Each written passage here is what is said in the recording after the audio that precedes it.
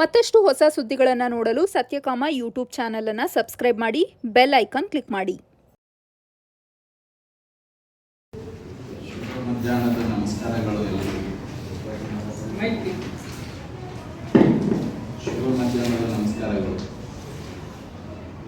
ಪತ್ರಿಕಾಗೋಷ್ಠಿ ಹೈದರಾಬಾದ್ ಕರ್ನಾಟಕ ಶಿಕ್ಷಣ ಸಂಸ್ಥೆಯ ಪ್ರತಿಷ್ಠಿತ MRMC ವೈದ್ಯಕೀಯ ಕಾಲೇಜಿನಲ್ಲಿ ಸಂಸ್ಥೆಯ ಅಭಿವೃದ್ಧಿ ಸಹಿಸದ ಕೆಲವು ಜನರು ಮತ್ತು ವೈಯಕ್ತಿಕ ವೈಷಮ್ಯಗಳಿಗೆ ನೀಡಿರುವ ಸುಳ್ಳು ದೂರನ್ನು ಪೊಲೀಸ್ ಇಲಾಖೆ ಪರಿಗಣಿಸಿ ಸಂಸ್ಥೆಯ ಹಿರಿಯ ಸದಸ್ಯರುಗಳಾದ ಶ್ರೀ ಶಶಿಜಿ ನಮೋಶಿ, ಶ್ರೀ ಬಸವರಾಜ್ ಬೇಮಳ್ಳಿ, ಶ್ರೀ ಶರಣಬಸಪ್ಪ ಹರವಾಳ್, ಶ್ರೀ ಡಾಕ್ಟರ್ ಸಾಯಿನಾಥ್ ಆಂಗೋಲಾ ಹಾಗೂ ಡಾಕ್ಟರ್ ಮಲ್ಲಿಕಾರ್ಜುನ್ ಭಂಡಾರಿರವರುಗಳ ವಿರುದ್ಧ ದಾಖಲಿಸಿರುವ ದೂರಿನ ಕುರಿತು ಸ್ಪಷ್ಟನೆ.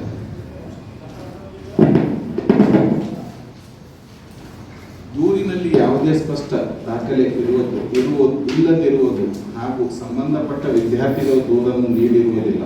ದುರುದ್ದೇಶಪೂರ್ವಕವಾಗಿ ಈ ದೂರನ್ನು ತರಾತುರಿಯಲ್ಲಿ ದಾಖಲಿಸಿದ್ದು ಸಂಸ್ಥೆಗೆ ಮಸಿ ಬೆಳೆಯುವ ಕಾರ್ಯ ಮಾಡಿದ್ದಾರೆ. ಪೊಲೀಸ್ ಇಲಾಖೆ ಸಮಾಜದ ಹಿರಿಯ ವ್ಯಕ್ತಿಗಳಾದ 4 ಬಾರಿ ವಿಧಾನ ಪರಿಷತ್ ಸದಸ್ಯರು ಹಾಗೂ ಈ ಭಾಗದ ಬಹುದೊಡ್ಡ ಸಂಸ್ಥೆಯ 4 ಬಾರಿ ಅಧ್ಯಕ್ಷರಾಗಿ ಶ್ರೀ ಬಸವರಾಜ್ ಬೇಮಳ್ಳಿಯವರ ಮೇಲೆ ಹಾಗೂ ಸಮಾಜದಲ್ಲಿ ಉನ್ನತ ಸ್ಥಾನಮಾನ ಹೊಂದಿರುವ ವೈದ್ಯರುಗಳ ಹಿಂದಿನ ಡೀನ್ಗಳು ವಿರುದ್ಧ ದೂರು ದಾಖಲಿಸುವ ಮೊದಲ ಕನಿಷ್ಠ ಸತ್ಯತೆಯನ್ನು ಪರಿಶೀಲಿಸಬೇಕಿತ್ತು.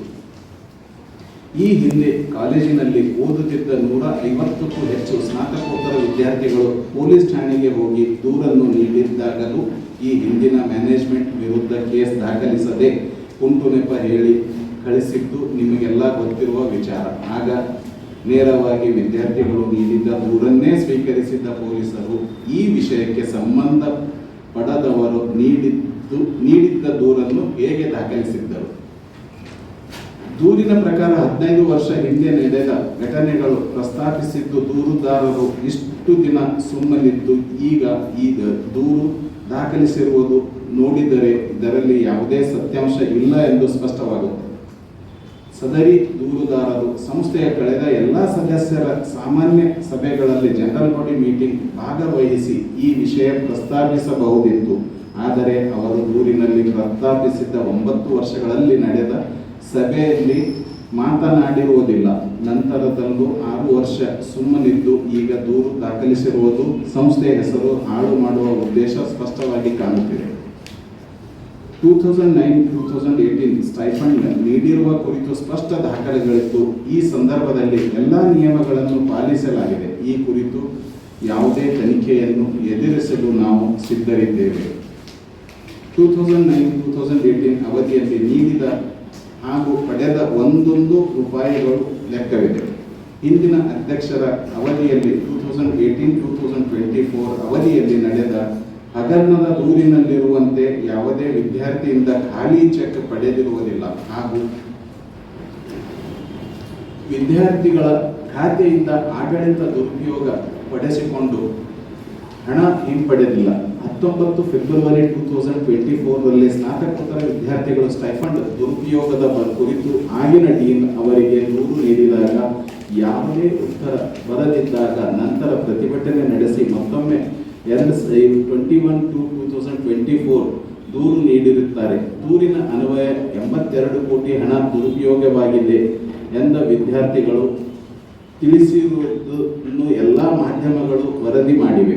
ಇದೇ ದೂರಿಗೆ ಆಗಿನ ಡೀನ್ ಉತ್ತರಿಸುವಾಗ ದಿನಾಂಕ 29/2/2024 ಪತ್ರದಲ್ಲಿ ಇವರ ದೂರನ್ನು ಅಧ್ಯಕ್ಷರ ಗಮನಕ್ಕೆ ತರಲಾಗಿದೆ. ಅಧ್ಯಕ್ಷರು ಎಲ್ಲ ಬಾಕಿ ಇರುವ ಸ್ಟೈಫಂಡ್ ಅನ್ನು ಮಾರ್ಚ್ 24 ರಲ್ಲಿ ನೀಡಲಾಗುವುದು ಮತ್ತು ಏಪ್ರಿಲ್ 24 ನಂತರ ಅವರ ಅವಧಿ ಇರುವುದಿಲ್ಲ, ನಿರಂತರವಾಗಿ ನೀಡುವುದಾಗಿ ಒಪ್ಪಿಕೊಂಡಿರುವ ಬಗ್ಗೆ ತಿಳಿಸುತ್ತಾರೆ.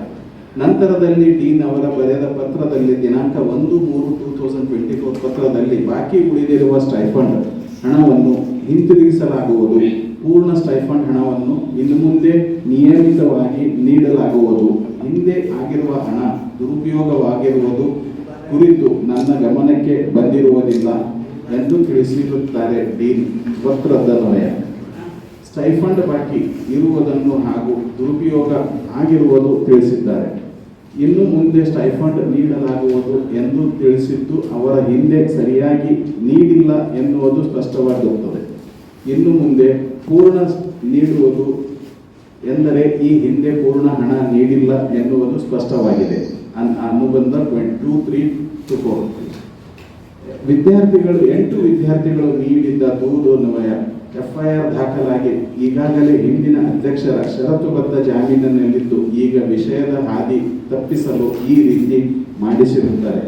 2009-18 ಅವಧಿಯಲ್ಲಿ ಹಣ ದುರುಪಯೋಗ ನಡೆದಿದೆ ಎಂದು ನೀಡಿರುವ ದೂರಿನಲ್ಲಿ ಪ್ರಸ್ತಾಪಿಸಲಾದ ಹಣದ ಮೌಲ್ಯದ ಲೆಕ್ಕಾಚಾರಕ್ಕೆ ಯಾವುದೇ ದಾಖಲೆ ನೀಡಿಲ್ಲ. ಇಂತಹ ಹುರುಳಿಲ್ಲದ ದೂರನ್ನು ಪೂರ್ವಪರ ಯೋಚಿಸದೆ ಕೇವಲ 2009-18 ವರೆಗೆ ಮಾತ್ರ ದೂರಿನಲ್ಲಿ ಕೇವಲ 9 ವರ್ಷ ಮಾತ್ರ ಪ್ರಸ್ತಾಪಿಸಿದ್ದು 2018-24 ಹಗರಣದ ಕುರಿತು ಪ್ರಸ್ತಾಪ ಇಲ್ಲದಿರುವುದು ನೋಡಿದರೆ ದೂರುದಾರರ ವೈಯಕ್ತಿಕ ಹಿತಾಸಕ್ತಿಗಾಗಿ ಮಾಡಿರುವುದು ಸ್ಪಷ್ಟವಾಗಿದೆ. ದೂರಿನ ಪ್ರಕಾರ 15 ವರ್ಷ ಹಿಂದೆ ನಡೆದ ಘಟನೆ ಎಂದು ಪ್ರಸ್ತಾಪಿಸಿದ್ದು ದೂರುದಾರರು ಇಷ್ಟು ದಿನ ಸುಮ್ಮನಿದ್ದು ಈಗ ದೂರು ದಾಖಲಿಸಿರುವುದು ನೋಡಿದರೆ ಇದರಲ್ಲಿ ಯಾವುದೇ ಸತ್ಯಾಂಶ ಇಲ್ಲ ಎಂದು ಸ್ಪಷ್ಟವಾಗುತ್ತದೆ. ಸದರಿ ದೂರುದಾರರು ಸಂಸ್ಥೆಯ ಕಳೆದ ಎಲ್ಲ ಸದಸ್ಯರ ಸಾಮಾನ್ಯ ಸಭೆಗಳಲ್ಲಿ ಜನರಲ್ ಬಾಡಿ ಮೀಟಿಂಗ್ ಭಾಗವಹಿಸಿ ಈ ವಿಷಯ ಪ್ರಸ್ತಾಪಿಸಬಹುದಿತ್ತು. ಆದರೆ ಅವರ ದೂರಿನಲ್ಲಿ ಪ್ರಸ್ತಾಪಿಸಿದ 9 ವರ್ಷಗಳ ನಡೆದ